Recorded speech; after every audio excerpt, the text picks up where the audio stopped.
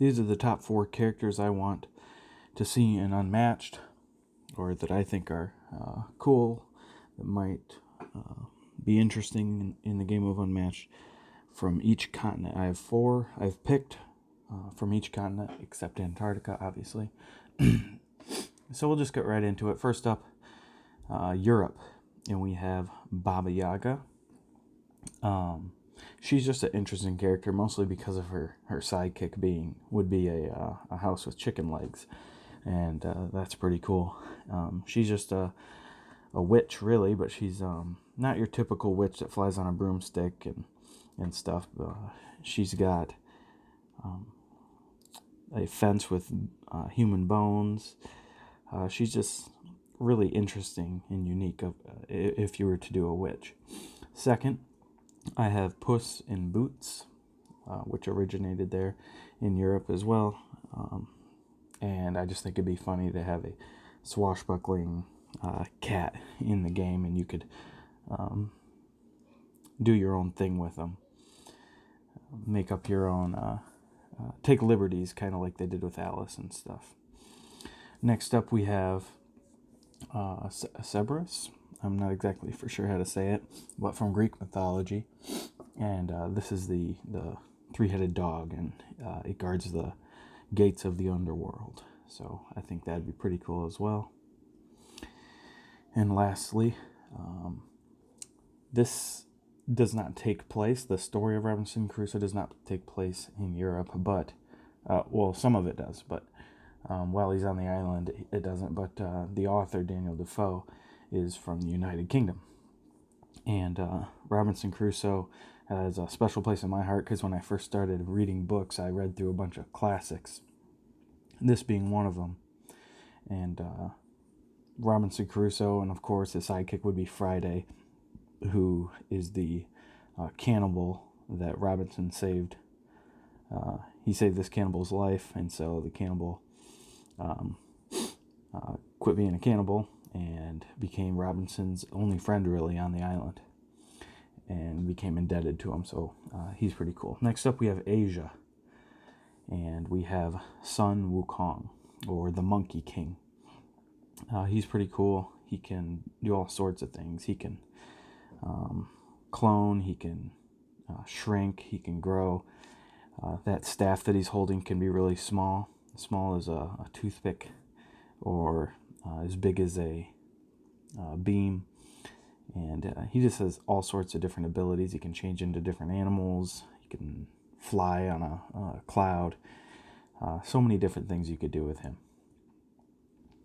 Now, I'm not for sure how to say this next one, but it's spelled Ittan-Momen, Iten Momen, and apparently it's a Japanese mythological creature. The Iten Momen is a sentient roll of cotton that flies through the air at night and attacks humans by wrapping itself around their faces and suffocates them to death. So I just thought that's interesting, this little cloth or cotton roll that flies around and suffocates people. I thought that would be an interesting thing as well. Next up, we have the again, another thing I don't know how to say. I'll do my best. Aquara Buemel, Aqrabuamelu.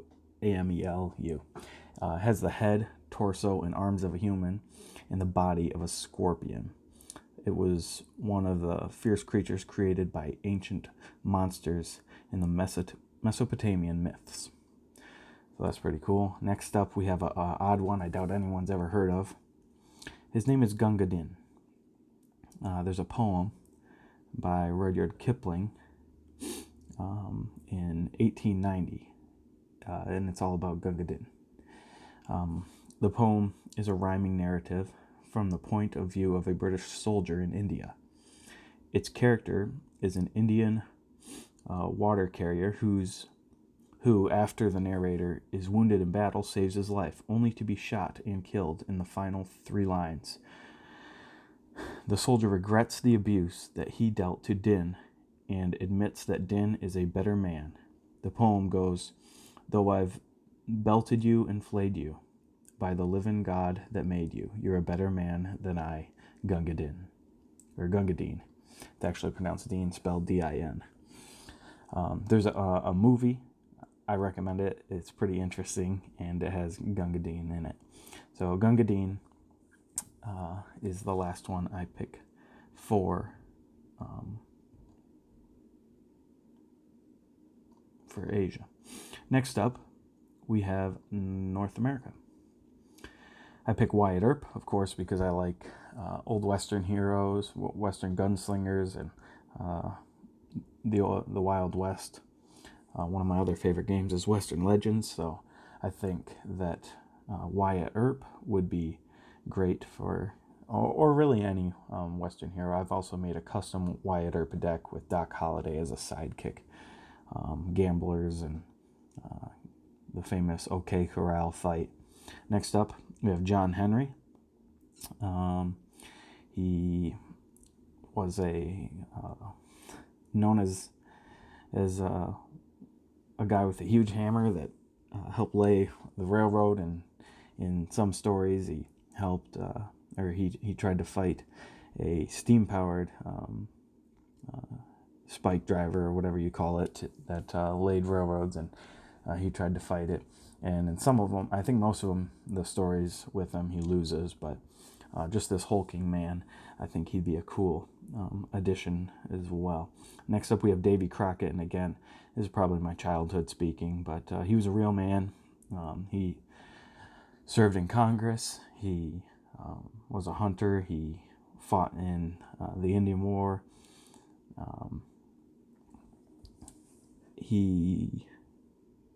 He was known for his coonskin cap. He was known for being able to, for dying at the Alamo, and along with a couple other famous people like Jim Bowie. I just think he'd be great for the North American frontier representation. Next up, we have Pocahontas. I think it'd be great to have a native, and Pocahontas being one of the more well-known ones, I think would be a great addition as well. Next up, we'll head right to South America, and this will probably be the only person or thing that you're going to recognize from South America. Cut me some slack on South America because it was very hard to find interesting picks. I'm sure somebody that lives there or knows more about that stuff than I do could come up with some better picks, but here's what I found doing some research online. First up, the chupacabra.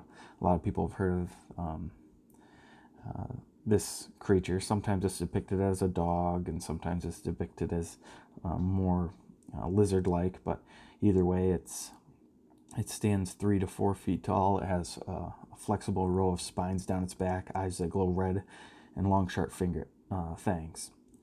Some even say that it had wings. This is how some eyewitnesses have described the strange, unworldly creature known as El Chupacabra. And that's also Spanish for goat sucker. Next up, we have the Basigato, a traditional Cuban folktale.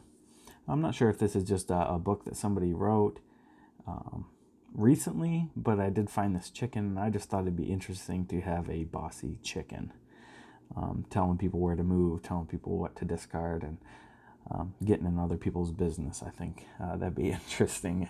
And there's not many animals, I think, except the raptors in Unmatched. So next up, we have the Sihuanaba, Sihuanaba. It's a supernatural character from Central American folklore, though it can also be seen and heard in Mexico. It is a shape-shifting spirit that typically takes the form of an attractive, long-haired woman seen from behind. She lures men away into danger before revealing her face to be that of a horse, or alternatively, a skull. There's the Basigato I forgot to swap over, but there's the chicken, or rooster rather.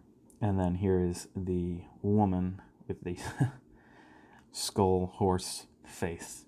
So that's just something interesting you can do. And there's so many of these types of stories down there that you could pull from, but this one just looked interesting to me.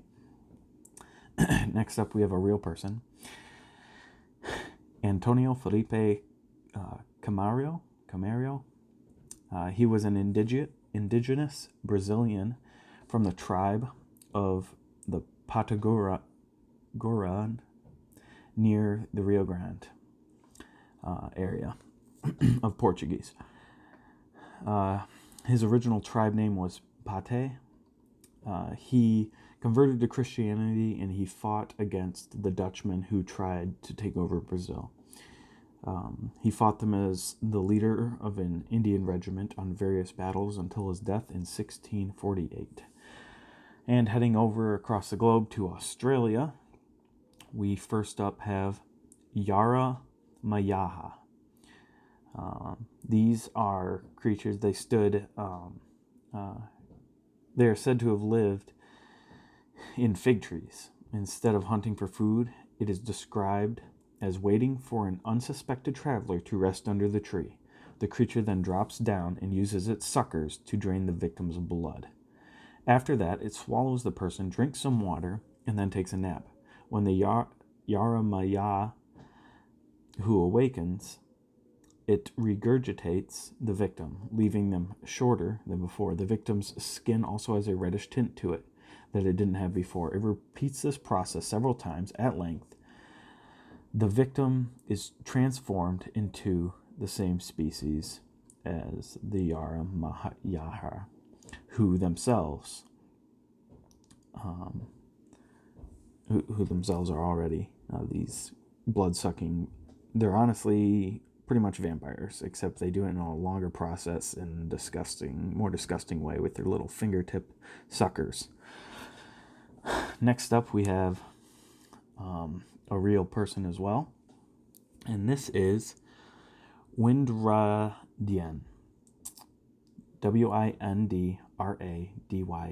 All these names are so hard to pronounce for me. He led his people in the Bathurst War, a frontier war between his clan and the British settlers. He was handsome and well-built, with broad shoulders and muscular limbs. He had dark brown skin, thick black curly hair, and a long beard. He typically wore a headband and had his beard plaited into 3 sections. So that's a famous warrior from Australia. Next up, we have Jojo the Boxing Kangaroo. And I know that Fenica66 on Discord made a deck for him. FANAKA66, if you want to look him up on Discord or on the Unmatched card making site. He made a deck for him. The boxing kangaroo is a natural symbol of Australia, frequently seen in popular culture. The symbol is often displayed prominently by Australian specters at sporting events. So that's the boxing kangaroo. Next up, we have the bunyip. Bunyip. Bunyip is a creature from Australian Aboriginal mythology, said to lurk in swamps, billabongs, creeks, riverbeds, and water holes. There are many descriptions of this creature. And next up, we have Africa. And the first thing we have in Africa is the Yumboes. Yumboes. They are the spirits of the dead, and like many supernatural beings in African beliefs, they are completely of a pearly white color. They are sometimes said to have silver hair. They stand about 2 feet tall. The Yumbos live beneath the Paps Hills and come out to dance in the moonlight. They feast on large tables waited on by servants who are invisible except for their hands and feet. Yumbos eat corn, which they steal from the humans, and fish, which they catch on their own. They invite both natives and foreigners to their feasts. So that's that little fairy creature. And then next we have the Nandi bear, Nandi bear. In East African folklore, this bear is a creature said to live in East Africa. It takes its name from the Nadine people who live in western Kenya, in the area that this bear is reported to originate. So that's just a crazy bear. It's kind of like a half bear, half hyena looking thing. Next up is a pretty cool one, Yasuke. And Yasuke was of African origin. So I'm kind of cheating here because he didn't spend most of his time in Africa. He actually spent it in Asia. But I didn't know which list to put it on, so I put it on this one. So Yasuke served under the Sengoku period in Japan. In 1579, Yasuke arrived in Japan in the service of Italian Jesuit missionary Alessandro Villagnano, visitor of missions in the Indies, in India. Yasuke became a samurai, and due to being a tall, strong African male in Japan, he stood out. And there's many stories like this guy that made him wash his skin, thinking that that dark of a man didn't even exist, because in ancient Japan they didn't see many black men. So if you want to read more about him, he's very interesting, and there's a longer story about him. So that is Yasuke. Next up, we have man-eaters of Tsavo, Tsavo man-eaters, or maybe the T silent, I don't know. The infamous, and these are real lions. These infamous lions, man-eaters, were two lions accused of killing and eating as many as 135 men in Kenya in 1898. And the last continent we have is Antarctica. And I apologize to all the people from Antarctica for the underrepresentation. Anyway, that's all I have. See ya.